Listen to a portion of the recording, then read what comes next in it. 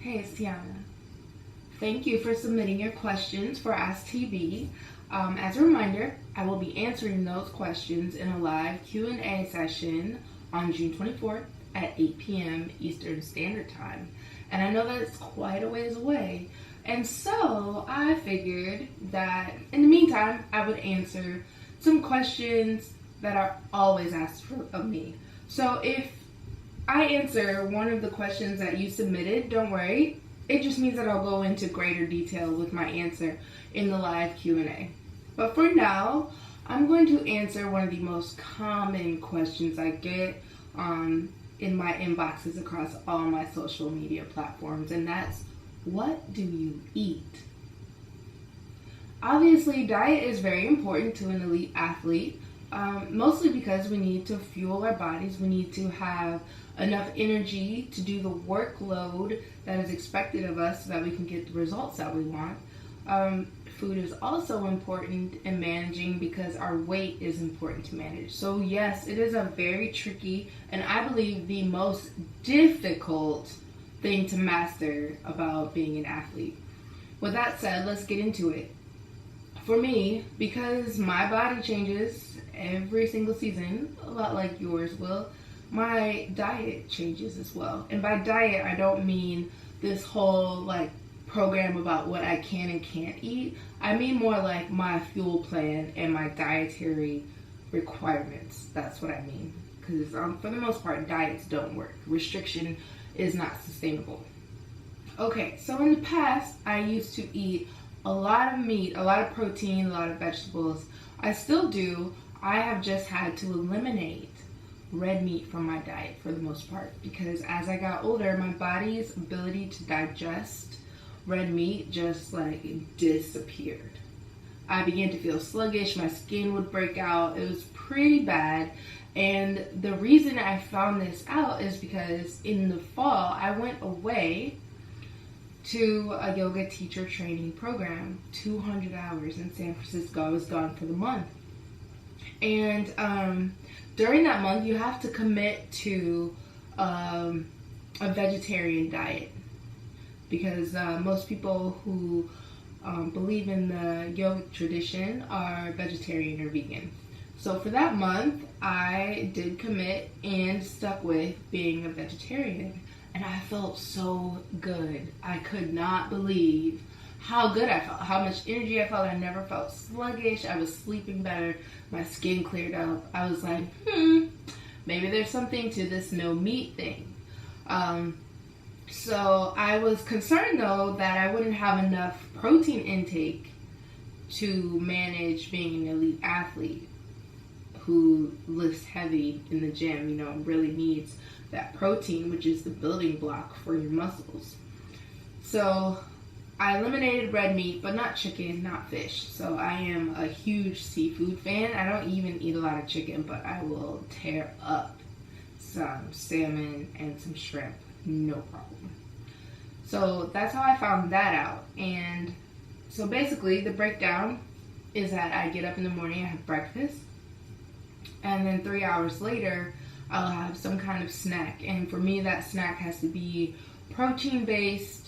I don't eat a lot of unnecessary carbs, and I have a relatively low diet of sugar. So basically, I'm on a zero sugar diet, which is really hard to maintain at first, but worth it. Absolutely worth it. Because sugar is like a toxin and acts as a toxin in your body. Okay, so breakfast, snack, and typically my snack is devoured on my way to training. So I like to eat breakfast 3 hours before my training session because I don't want to feel digestion happening, or I don't want to feel the food in my stomach as I'm trying to run and jump. It's just not good for me. After practice, I will either have a snack or an actual meal. It really depends on if I have more than one training session that day. So, for example, on days that I have weight training, I will have a snack which looks like a mini meal basically because I need to eat to replenish what was lost during the training session while eating for energy for the strength session. That makes sense. If I don't have a weight session after practice, it's usually just a snack and then a protein snack to replenish and recover from the workout before that. But only this time I will be having dinner sooner, basically, once I get home and showered and recovered from the session. So typically that works out to 5 to 6 meals a day. So they're not like those huge TV, like those huge portions that you see on TV when people sit down to eat. They're all relatively average size meals spaced 3 hours apart, because that helps keep my metabolism revved up. It also helps with energy distribution so that I never really crash during the day, and it just keeps me feeling good. And eating that much allows your body to get into this rhythm, which is related to metabolism, that you're going to keep fueling it so it can keep burning it.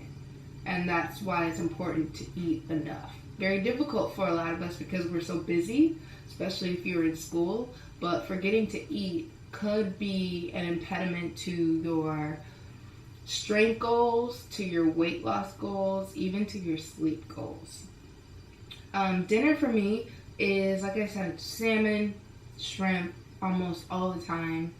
The carbs that I do eat are sweet potatoes, basically. Every now and then I'll have pasta, but I really try not to because they're what I consider empty carbs. My body is not doing much with them, and it's just adding calories that I don't need when I could eat something else that would be more productive to my body, my nutrition, and the goals that I have. So I eat a lot of vegetables and as much shrimp and salmon as I want. I cannot eat after 7. I do often eat after 7, but I should not do that because I've noticed that dinner after 7 for me means that I will not go to sleep on time. And sleep, another subject that we will broach in its entirety at a later date, is also very important to anybody who moves. If you're a human, sleep is important. And for me, when I eat affects my digestion, which affects when I sleep. It's like all related. And when I'm disciplined enough to eat dinner early, I'm golden, and when I'm not, I'm wide awake in bed like, oh, why did I do that to myself? But anyway, back to the topic at hand. So far, I've said to you, eat 5 to 6 meals a day, spread out about 3 hours apart. This is great because you'll never actually feel hungry. It'll be difficult to pull this off in the beginning because you won't actually feel like you need to eat in 3 hours, but do it anyway. You have to retrain your body to get used to that. Also, you can eat smaller portions now, which can help you with weight management if that's something that you need to be paying attention to. For lunch is harder because lunch for me happens in the middle of all of this training stuff. So I want to have protein, for the muscular repair. I want to have some kind of source of energy. So this is a good time to put carbs in, but I also want to feel a little bit full because I don't know about you, but there are sometimes in the middle of the day after a training session, especially after the first one, you're starving. You're like, oh, just need to eat something. So for me, typically, this meal looks like maybe half salad, half sandwich, something from Panera or something. I don't ever make lunch because I'm never home for lunch. So not being paid by any specific restaurant to say these things, but for me, Panera is typically a safe bet to get soup or salad or something so that I can replenish and keep it moving for the rest of the day. What else can I tell you about diet? Sugar detox, real quick. Super important to do and pull off if you are absolutely interested in your well-being and getting your body as optimal as you can. It's really difficult because sugar is addictive, and so you have to go cold turkey, and the first 3 days are a bitch. I'm not even gonna lie or sugarcoat it. I'm amused. It's horrible, but it's worth it. By day 4, you're like, oh, I don't even know I was tripping on sugar so bad, but you really need to consider breaking free of sugar because it is, one, calorie dense. Like 1 tablespoon of sugar has hundreds of calories. And without getting all scientific and super nerdy on you, it's just like your caloric intake and your output is easily blown out of the water by having a couple Gatorades during a training session. I mean, you have to really pay attention to the sugar. So it's a lot easier to just not eat it. Just take it out completely, and you will see that you are consuming a lot of excess calories that you did not need and that your body did not know what to do with in the first place. So it was storing it as fat and burning it as energy, and so you weren't burning what you needed to burn. That's all for now. I will be back with answers to more questions. Until then, feel free to explore tvtrackstar.com for more resources and maybe even more answers to questions you might have. See you soon.